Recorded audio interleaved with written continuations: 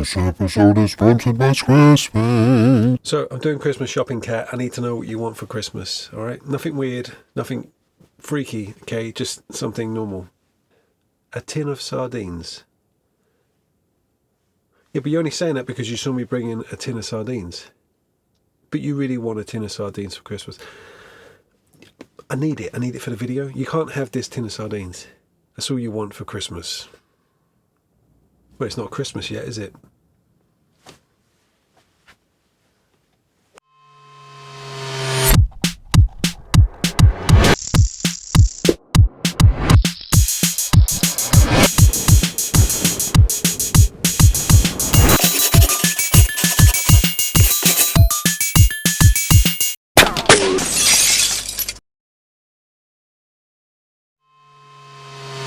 Well, hello everyone. Welcome to episode 90. It's absolutely freezing in the workshop today. It's autumn. It feels like winter. It's absolutely freezing. So I keep this short-ish. So today I've been asked to make a scab, which is for the game SCABZ.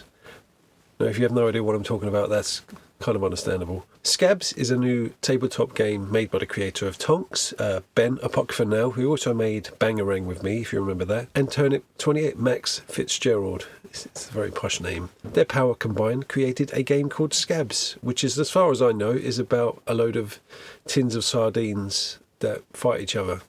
You probably should download the rulebook and read it yourself, but it looks really interesting, and I kind of want to make a scab. I've seen lots of scabs on Instagram, and they look kind of fun to build. All you really need is a tin of sardines, which is why I bought a tin of sardines. And you build on that. Every scab is a tin of sardines, or tin of any tinned fish. I think it could be any tinned fish. I think.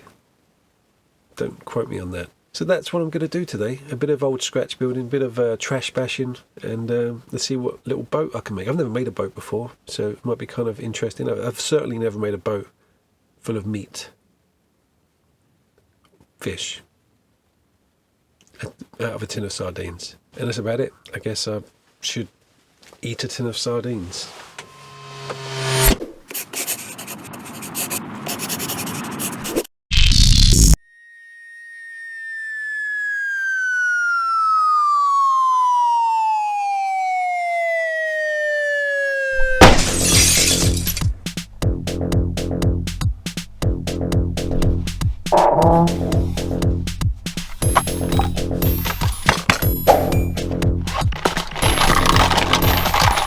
So let's design a few scabs, which are basically, small boats, disproportionate boats. Like, I don't really draw vehicles, never really draw tanks and planes and boats and stuff when I was a kid. I always used to just draw weird monsters with lots of eyes and muscly men. I always used to draw muscly men. I mean, I was a big Arnold Schwarzenegger fan, but I think everyone drew muscly men, didn't they? Anyway, they're basically going to be this shape, so I've just used a little template, and let's see how they go. I mean, that kind of looks like a boat.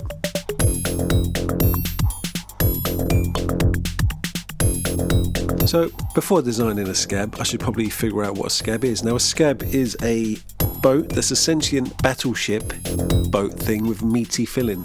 Basically means it's alive and it floats on the ocean, and it doesn't really require people to sail it, but I think, we can probably facilitate one person on there. What I'm saying is, it can basically be anything. I mean, basically anything. I mean, I want it to look like a boat, so I might have that weird little curved bit at the front and a little rudder thing at the back. But yeah, your scab can be anything.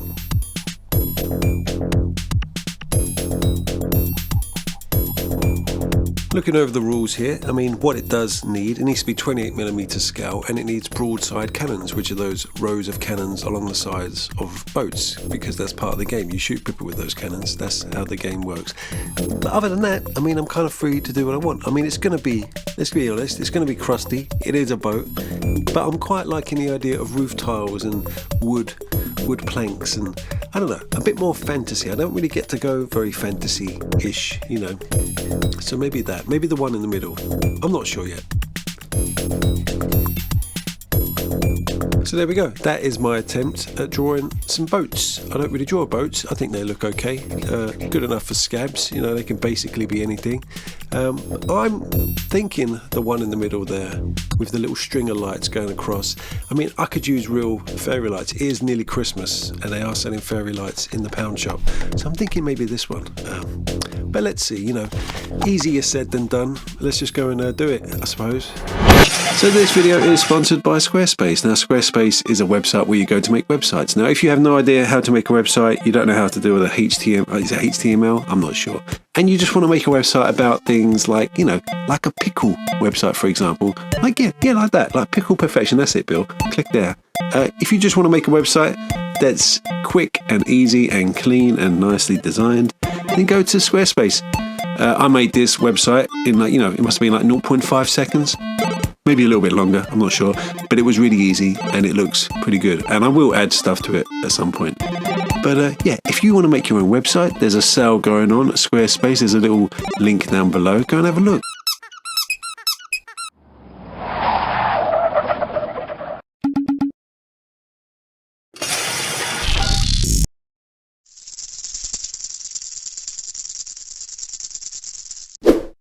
So I went to my local shop to find a little tin of fish, and this is all I could find was a little John West sardines in tomato sauce. I mean, it looks about the right size.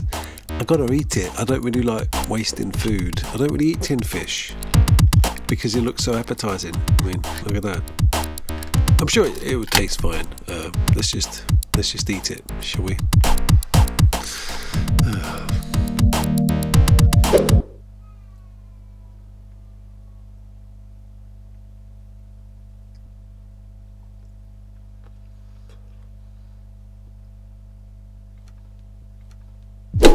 And it wasn't too bad. I mean, glad it doesn't have to be cooked because I didn't check. I probably should have checked. But anyway, sand that down so we can stick things to it. And I'm going to use some of this A4 mount board because I found it really cheap in the shop. But you can just use any old card.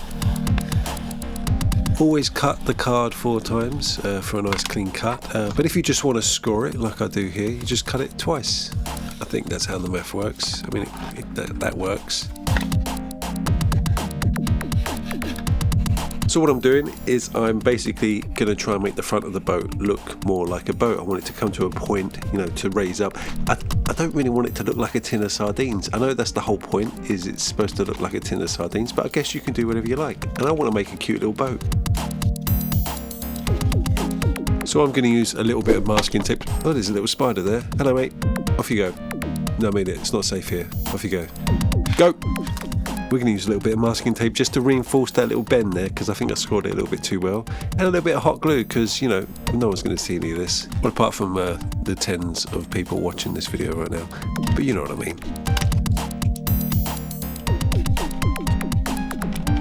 And that's a little bit more boaty, which I'm quite happy with. Now I went to the pound shop and I got some of these little micro wire LED lights for like £1 or something. It's the best time of year to get little LED lights for projects. They're, you know, pound shop, they sell all sorts, and they're just battery operated. Which these are pound shop batteries, by the way, and they last about 15.2 seconds. So I don't really want to. Yeah, I should probably just turn them off. So I'm just going to cut a big hole in the bottom so I can access the battery pack. Now this was one of the most dangerous things I've ever done. Cutting tin cans is really dangerous. As long as you sand it well, it's not too bad. But yeah, honestly, one of the most dangerous things I've ever done. Tin cans are the sharpest things in the world. You ever like try and wash a tin can for your recycling bin? You know what I mean.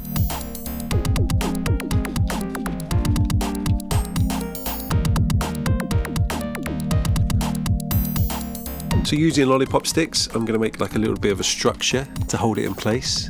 This took a bit of figuring out because I'm not very technical like this, but it kind of works. Just don't look underneath the boat.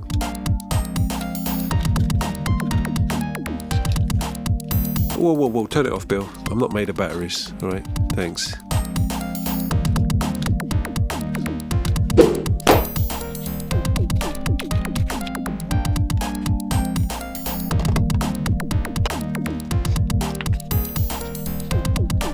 It's at this point that I realised working with lights is a bit of a pain. I've got to keep them out of the way. They're always on the work surface in the way. but you know, let's see if this works out. I'm going to make a deck using this bit of card, and we're going to use some coffee stirrers, which you can get from your coffee shop. They come free with your coffee. It's quite handy.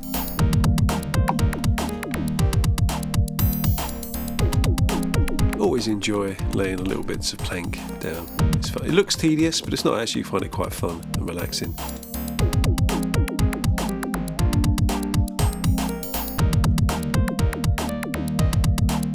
So for the little hut on top, I'm going to use this little chewing gum packet box, extra chewing gum. I don't actually chew chewing gum anymore because it's taken me a long time to realise or to actually look it up, but chewing gum contains plastic, which doesn't sound right, does it, chewing plastic? I mean, I breathe in enough plastic as it is, so I probably shouldn't chew it as well.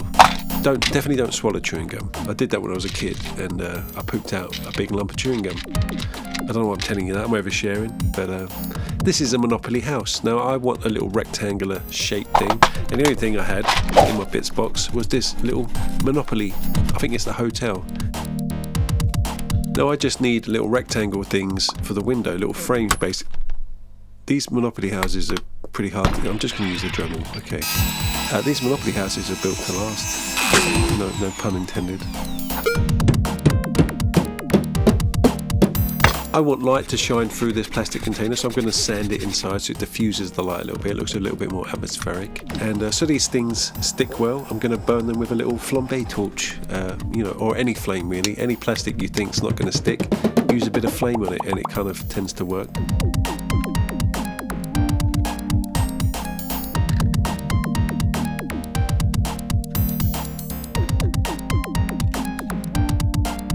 Now the majority of the boat is going to be crusty old painted metal, so I wanted the little hut to be like wooden planks, just to add a bit of a variation in texture. This is some EVA foam sheet. I love EVA foam, as you know, I use it for everything.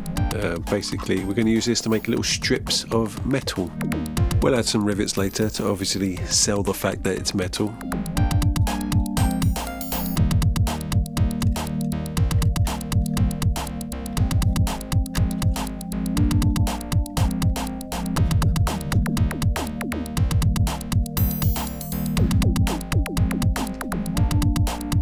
So I want to add to this frame, the window frame, with a few little matchsticks. I got this pack of matchsticks from Amazon, and not one of them's straight. Not one of them's actually shaped like a matchstick. I might as well just rip twigs off a tree. But anyway, I'll save that rant for later. This is some corrugated card. We're going to make some little, what would you call them? The little things that go over the windows to, I don't know, just those things, that go over windows like that.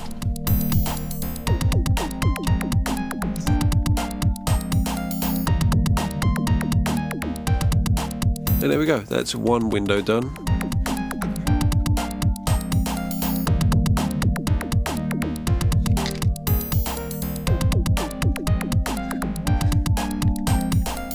So I'm going to use this paper straw as like a mast. I think mast is the right term, I'm not sure. There's going to be lots of nautical terms I have no idea about. Basically, it's just going to be a long pole sticking out the top of this building. But it's hollow, so I can stick my lights through it and they can come out the other end. This is a cotton candy stick or candy floss stick that you use to make cotton candy floss. I've got a massive collection of just all sorts of little wooden sticks that I could find that weren't really intended for crafting, like lollipop sticks, matchsticks, cotton candy sticks, because I've kind of refused to spend lots of money on balsa wood.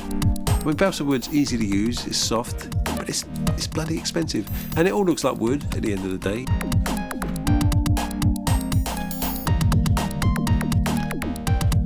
I think I want to go really rustic with this little cabin. I want it to be like a little rickety shack on top of this little metal boat. So I'm thinking maybe roof tiles. I haven't made roof tiles on this channel yet, I don't think. No, don't think I have. I'm going to figure out a way of making it easy. There's no way I'm cutting out little individual roof tiles. I'm not mad. So looking over my vast collection of hole punches, and this is some kind of hole punch that cuts little tabs out. So I'm thinking I could use that maybe to make the roof tiles. I love hole punches. Any hole punch I see in a charity shop or anything like that has a shape that I don't already have, I tend to buy it. Now my idea is I'm just going to use this little tab cutter thing like that.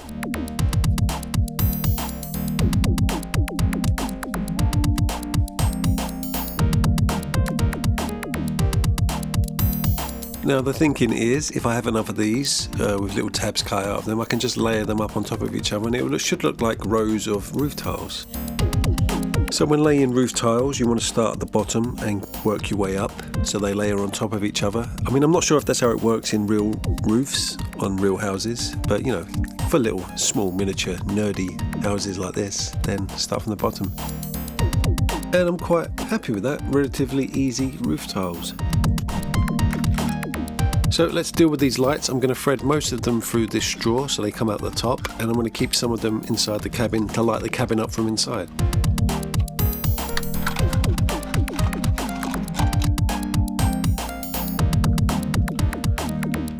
Horrible hot glue just to hold it all in place. I mean, as long as you can't see it, it doesn't really matter, does it?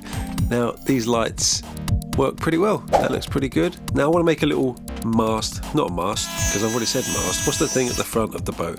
Like a little pole sticking up just a little pole sticking up the front of the boat.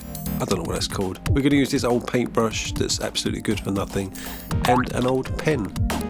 So before I connect these lights, I'm thinking we can add another little light feature on top. I got these little plastic lantern fairy lights from years ago, and I've kept the little casings and this old McFlurry plastic spoon. Do you remember those? So McDonald's have got rid of all their plastic. They don't do plastic straws.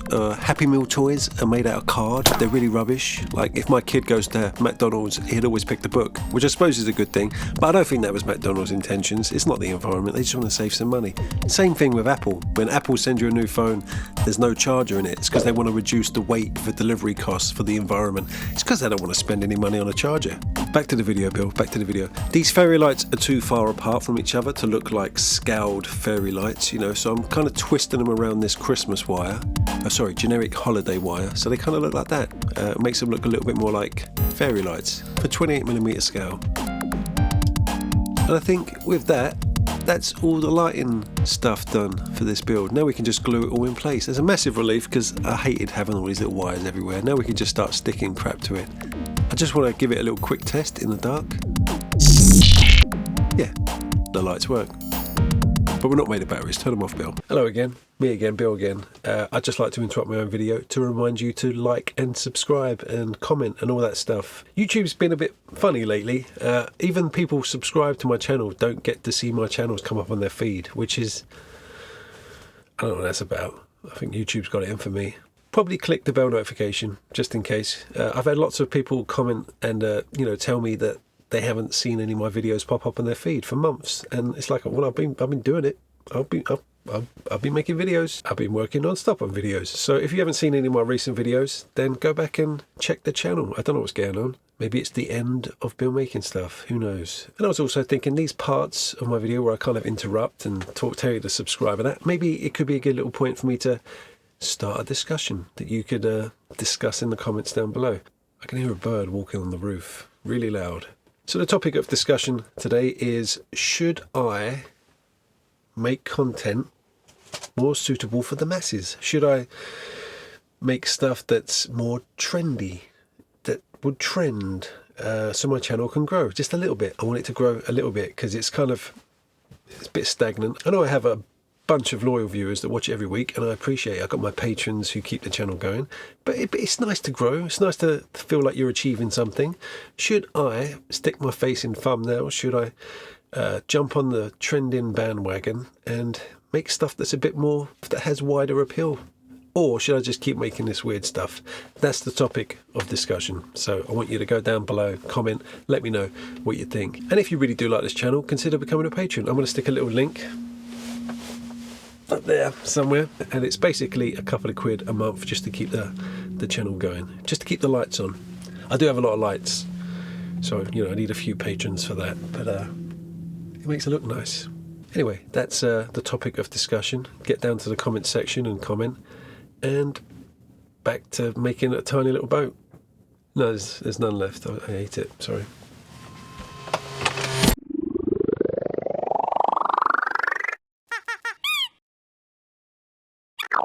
So time to make some broadside cannons. Now this is a little plunger that you get in the little kids' cowpole bottles. My kids go through a lot of those, just to shut them up really. Now I like these because they're slightly tapered at the end. It makes them look kind of a little bit more cannon-like.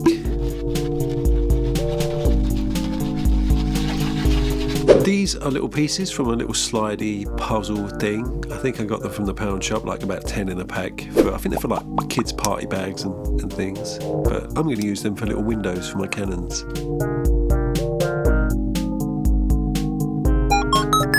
Talking of my weird little wooden stick collection, I'm not sure what these are, but they've got little fancy little details on them, and I'm going to use them for little shutters. So I've only made 4 cannons, and I'm starting to think maybe I need 6. I'm going to go and ask my patrons on Discord what they think. I'll send them a little picture. I'll let you know in a bit. So to make the boat look less like it's made out of card, I'm going to make it look like it's made out of EVA foam. Not really, but I'm just going to bulk it all out a bit with a bit of EVA foam here and there. You know, make it look like metal panels have been kind of welded in place. Just bulking the ship up a little bit, really. Anywhere I think needs a little bit of bulk, I stick a little bit of EVA foam or a bit of corrugated card to act as like a little repair on the roof tiles there. So my patrons have just got back to me on Discord and they said 6 cannons because, you know, 6 cannons is cooler than 4 cannons, which I can't really argue with. I guess that makes sense. So let's just make a few more cannons. And yeah, I mean, it does look a lot better. Thank you, patrons. I'm thinking this little boat needs a little pipe, like it's a steam engine, I think, some kind of steam engine. So it needs a chimney coming out the top, and we're going to use this old felt tip pen and another one of those cowpole syringe plunger things. I did say I use a lot of cowpole in this house. Oops. So looking on Instagram at other people's scabs, I like the look of this little chimney that has kind of like a little splayed out thing, you know, like a couple of little spikes on it. Oh, look, basically, I can't really explain it, but a chimney that looks like that. I've seen a few of those on some of the scabs and I thought it looked pretty cool. Now this is just a paper straw, so I'm just going to coat it in super glue to stiffen it in place. I've got this twine stuff. I'm thinking just a little coil of rope. So scabs are sentient and they don't really need ropes, I'd imagine. But who doesn't want to make a little coil of rope? Look, any excuse to make a little coil of rope. Just don't set it on fire. And look at that, nice little coil of rope. That was fun. Now we're going to rivet the thing up. Time for it's greebly time. It's rivet time. It's going to take a little while. So I think I'm just going to cue the montage.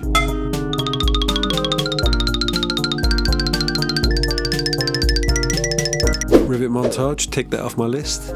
I found these little seahorses in one of my bits box, and I think I might stick a couple of little seahorse emblems on the front of the boat, just a nice little detail.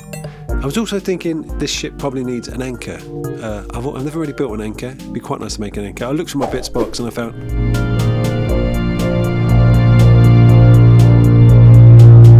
and this little hook thing, when we combine them together, their powers combined, it looks like a little anchor. Look at that. Yeah, actually spent a whole weekend trying to think of how I can make an anchor, and that's what I come up with. Now here I'm thinking, I know it's a sentient thing that drives the boat, but I would like a little door or something, some way a human could get inside that little cabin. So I'm thinking just like a little hatch, just a little one, you know, a little one. Also, I absolutely guarantee if I didn't put a little doorway or a hatch here, someone would comment and say, how do you even get into that little house? You know, well, there you go. Let's give it a little test ride. Seems seaworthy. Oh, look at that. It's pretty. Whoop. So I had an idea. I want to add some barnacles and little starfish and things all along the bottom, like a nice generic sea crust around the bottom there. So I found these little star rhinestone sticker things, and I'm racking my brain trying to figure out how to make barnacles. I figured, well, they're kind of just like little tiny beads, aren't they? I just found these little tiny glass beads with little holes in them. As long as there's enough of them clustered together, a bit of paste on top, it might look like barnacles and generic sea crust. We'll see. I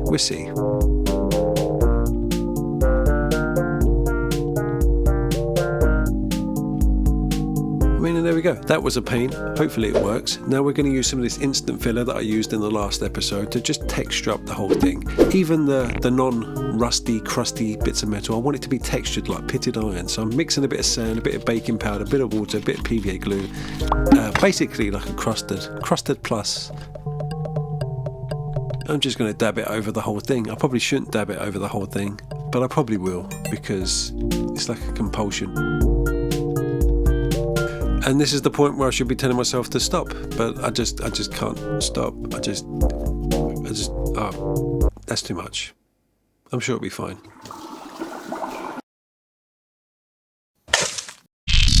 So it was a tedious process, covering up every single little light with a bit of blue tack just to spray paint it black, but I did it. But now it's painting time. And as we all know, painting time with Bill is boring time with Bill. Boring time with Bill is story time with Bill. Only this is a scab. This isn't something in the Gutterlands, but or could it be? Yeah, let's pretend this thing exists in the Gutterlands and scabs, you know. It's not like an interdimensional thing that can... It's just a boat, okay? It's just a boat.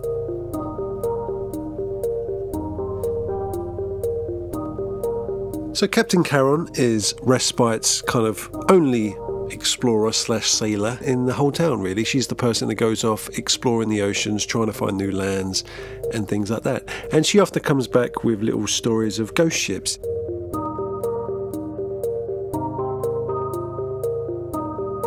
Her most popular story that she's told in the King's Ending to all the drunk patrons is of the SS Celeste. It's a small little ghost ship, basically a little metal steamship that just wanders the ocean following shoals of fish and whales and things like that. But there's not a person, not a soul on board.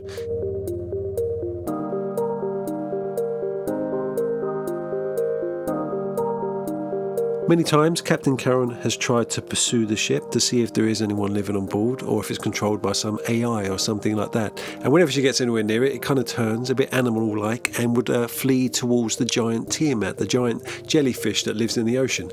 Now Captain Charon won't go anywhere near the jellyfish, and she thinks, like, why doesn't the jellyfish attack this ship? Well, obviously there is no one living on board for the jellyfish to attack.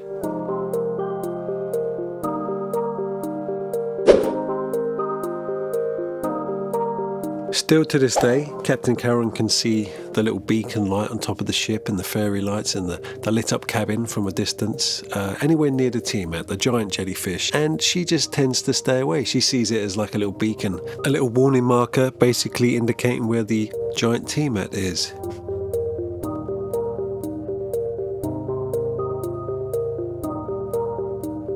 Now, as far as Captain Charon is concerned, that's the whole story, but that's not the true story. The true story is that it was made by a man named Jacob, who lived in a small port town, which is now named Charon Port, but before then it wasn't, and it was a little fishing vessel.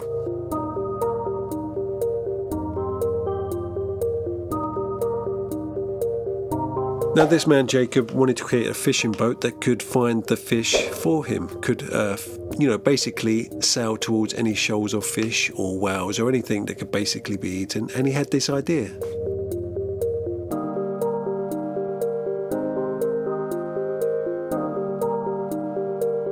So Jacob set a little expedition to Meat Mountain. He went there with a few people, and he planned to take a piece of Meat Mountain with him, because basically Meat Mountain is a giant creature that's instinct is to search out other organic life and absorb it and get bigger. Basically, it would absorb any life that's nearby just to become a bigger mountain. Now Jacob knew this, and he thought maybe we can use this to help fish.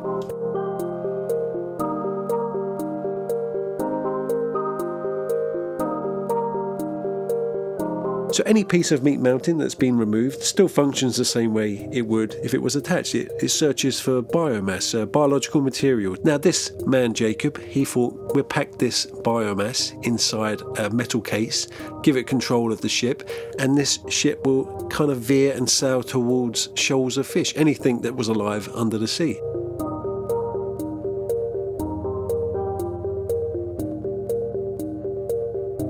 So Jacob did it, and it seemed to work. The ship would just naturally veer towards shoals of fish and other sea creatures that he could fish over the side and take home to eat. Now this worked out really well for Jacob and the whole town of Charon Port for quite a while.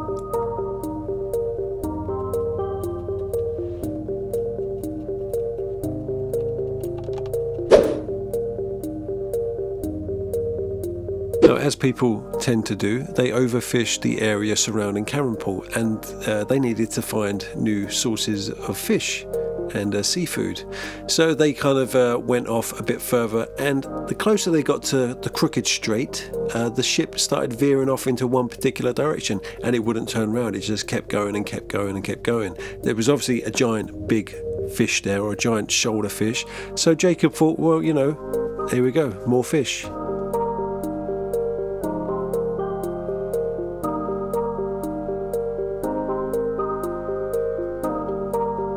So the ship just kept going and going, the furthest anyone's ever been away from the blast lands, and Jacob saw what seemed to be a giant pink roundish island, like a massive island in the middle of the ocean. He thought, like, well, we've never been here before. He doesn't really know what it is, but you know, this ship seems to be taking him to food, so let's go over there.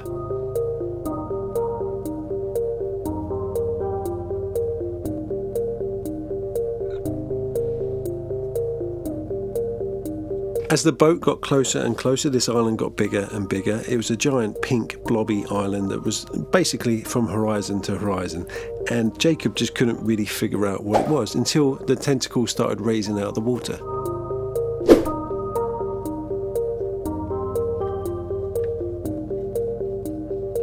The tentacles engulfed the whole ship, and Jacob was paralysed and dragged to the Tiamat to be eaten.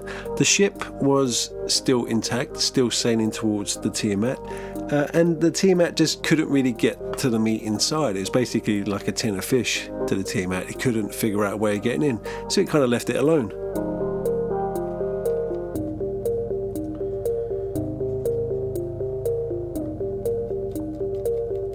So to this day, the SS Celeste and the giant Tiamat are at a stalemate. The SS Celeste hovers around the area trying to get to the jellyfish, and the jellyfish keeps trying to get to the Meat Mountain piece, but no one can get anywhere. So that's the story of the SS Celeste.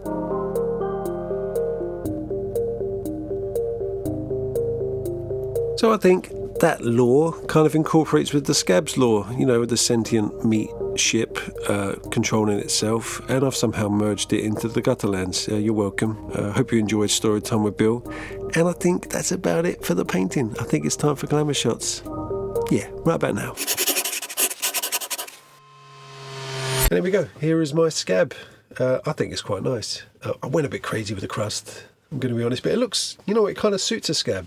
A scab should be crusty, you know, because then you can peel it off. That's disgusting. The lights are a pain, I'm going to be honest, but it does look, I mean, it looks nice. The lights look nice. I might use this as like a night light for my son. I'll put it next to his bed so he sleeps better. With all the other weird creations I've stuck there, I mean, I don't know what's keeping him up, to be honest. But there you go. Scab. Check out the game, link down below. What's that? Oh, my game, yes, Skirm in the Gutterlands. It's essentially, it's done. It's done. The whole game is done. I'm just sending it to the printers, and they're printing out sample copies for me to look at. And once I'm happy with that, it should be ready. It might even be ready for Christmas. And I think that's it for the episode. I hope you enjoyed it. Glamour shots coming up next. And I think that's anything else.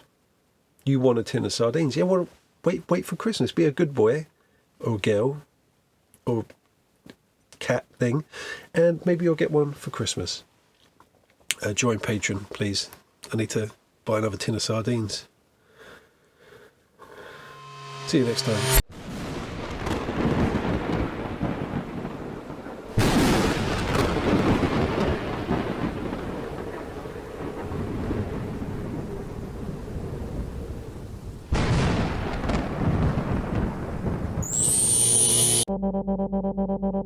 So there is my scab. Take a look at my scab, everyone.